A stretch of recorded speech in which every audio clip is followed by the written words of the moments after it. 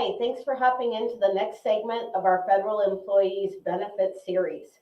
For those of you that are hopping in somewhere in the middle and don't know who I am, my name is Barbara Gulin, and I am a Series 65 investment advisor representative. I'm an independent fiduciary who takes time to train their federal employees on their benefits. If you're wondering why it's important to me or how I got into this field, go back and watch the first video. It tells you the story of my dad.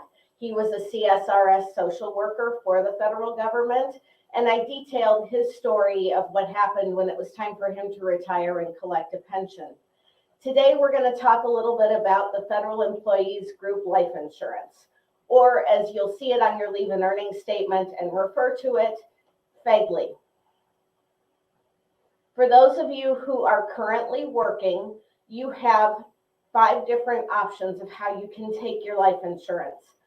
Basic life insurance is offered to everybody unless you intentionally opt out. And it is going to be your adjusted basic pay rounded up to the next $1,000 with $2,000 added to that.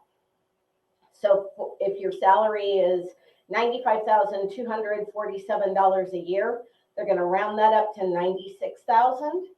Add another $2,000 and your basic life insurance amount is $98,000. Keep that in mind because that basic amount is what your option B multiplier is based on, and I'll get to that in just a minute. For those of you under the age of 40, FEGLI provides an extra benefit, which is a doubling of that basic insurance. Option A is a flat $10,000 benefit. Back when FEGLI was introduced, the $10,000 was actually worth more than it is now, obviously. I mean, let's get real. The $10,000 probably wouldn't even cover the cost of your funeral at this point, but it's not, I would say that it's probably expensive for the value that you're getting because you're paying for it every pay period. If you're thinking that you need some additional coverage to pay for a funeral or you need a small amount of insurance for something else, I would speak with an independent fiduciary like myself to see if there's anything that they can do to provide this for you at a lower cost. Also, while I'm on this subject, if you're new to this webinar series and hopping in the middle, and you have any questions about your FEGLI life insurance or any of your other benefits, click the link for the confidential evaluation form below and fill out that information, and we will reach out to you and set up a complimentary consultation where we can answer your questions about life insurance or anything else that has to do with your federal benefits. Option B is going to be a multiplier of your basic benefit that you can pay for should you choose. You can take up to 5 times your basic coverage and carry that not only while you're working, but into retirement. Now, if you're thinking you're going to need life insurance in retirement, I'm going to show you in a couple minutes here what's going to happen to the cost of that. So it may be that you need to explore some other options. It's always your choice, but I want you to go into it with eyes wide open.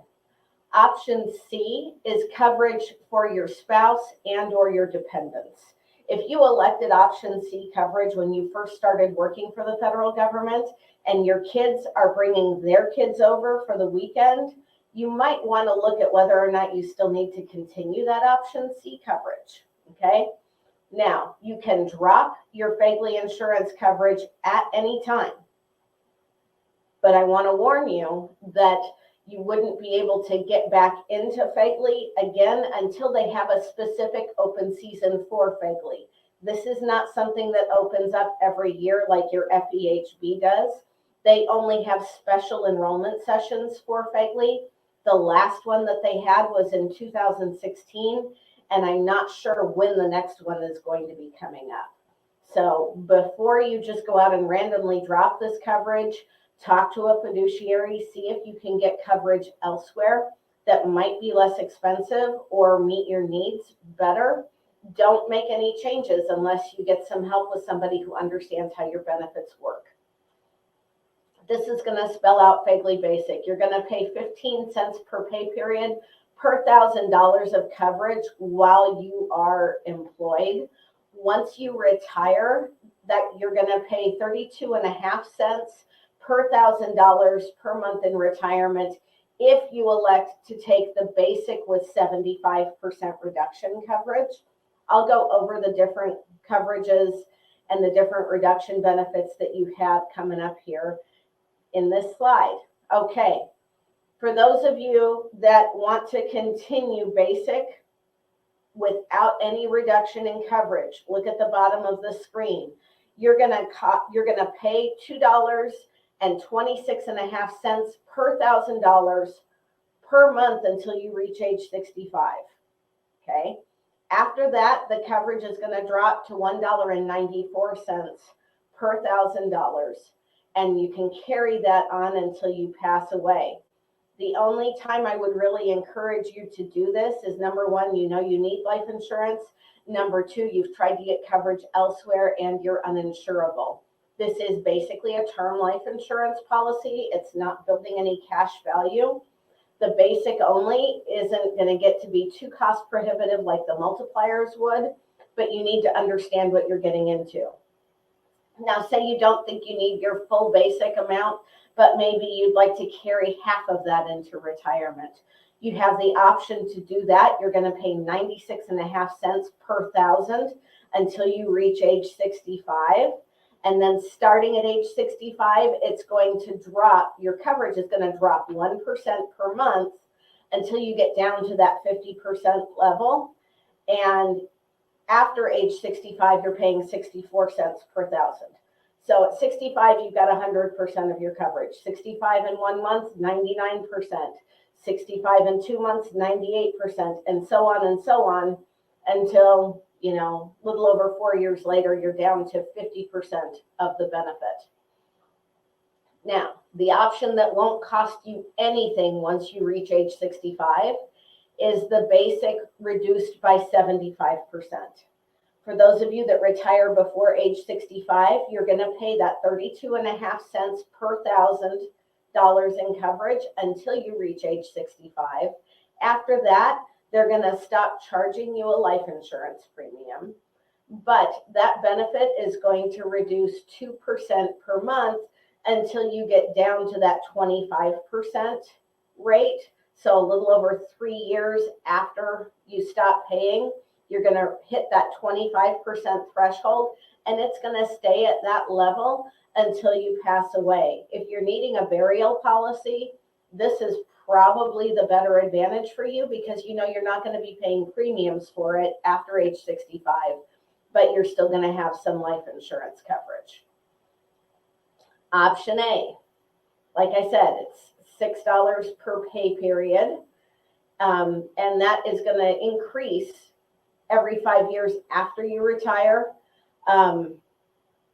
But I want you to understand that it might not be in your best interest to carry option A. Option B, this cost, the multiplier, is going to increase every 5 years. It does so whether you're employed or retired, just so that you know. But when you're retired is when you could really feel the pinch, okay? Remember that if you randomly drop the coverage, you might not be able to re-enroll, all right? I'm in my early 50s.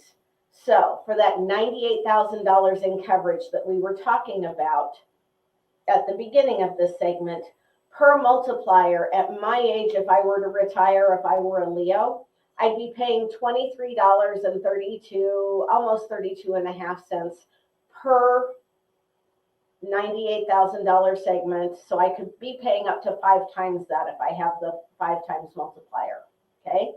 My husband just turned 65. For that same $98,000 in coverage per multiple, instead of $23.32-ish cents, he's going to be paying $114.66 per multiple. Now, multiply that by 5, and you've got just under $600 that's going to come out of every pension check just for life insurance. Are you understanding why I'm telling you this is going to get really expensive really quick? If you want to look at an even bigger picture, my mother just turned 75. For that same $98,000 per multiple coverage that I'm only paying $23 and change for, she's paying $382.20. Guys, that's just under $400, meaning that if my mom were carrying the 5 times multiplier into retirement and carried it at that level, she would be spending almost $1,900 a month, maybe a little bit more than that, just for her insurance coverage. Okay, some of you, your pension isn't even going to be $1,900.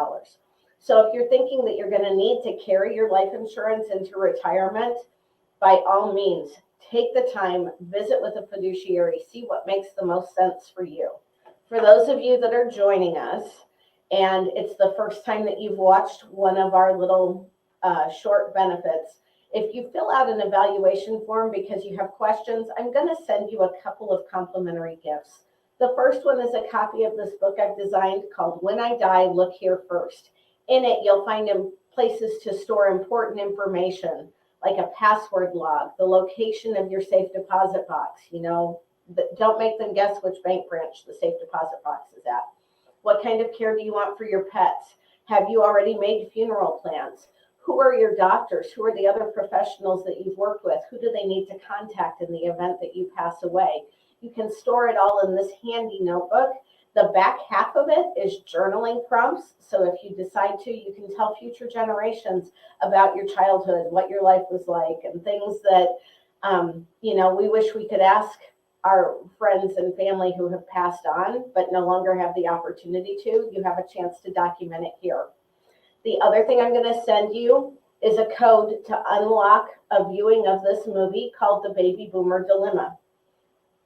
For those of you that have concerns about how taxes could impact your retirement, this is the movie you need to watch. I could gush on and on about it forever, but instead I'm going to let you watch the 2-minute trailer after this so that you can see what it's all about. After the trailer, please fill out that evaluation form and we'll be glad to help you with any questions you have. Have a great day. Counting on a pension being there when you retire, you should be aware that there are consultant corporations are busy hiring to figure out how to screw you out of your pension benefit. And that's what's happening across the world right now. And it's scandalous, and it's creepy. Everybody seems to like a pension. If you doubt that, try taking it away from them and you'll see how people react. Those are a risky type of retirement plan to operate because you don't have a lot of certainty today about what your obligations will be in the future. Well, most people refer to me as the father of 401k because I got internal revenue approval of the first 401k savings plan. I don't want to do what my father's family did. I don't want to do that. I know lots of people who have a 401k and it works really well. When the dot-com bubble burst, my 401k became a 201k.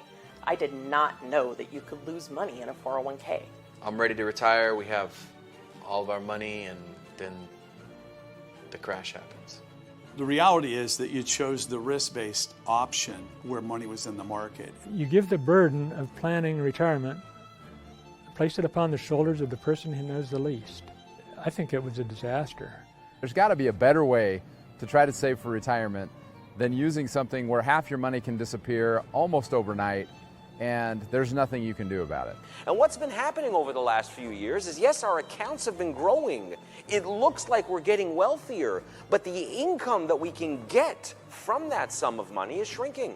Retirement is so much different, and the advisors need to shift to become income experts and retirement income experts and risk managers. You have to figure out what are you going to get from Social Security and Medicare. It's been estimated that Social Security will run out of money, not entirely, but it will run out of money such that benefits will have to be cut by 1/3 for everyone, current retirees, future retirees. What is often underappreciated is that doing nothing and really politicizing the issue is a way of doing nothing will result in a massive cut to everybody's Social Security benefits.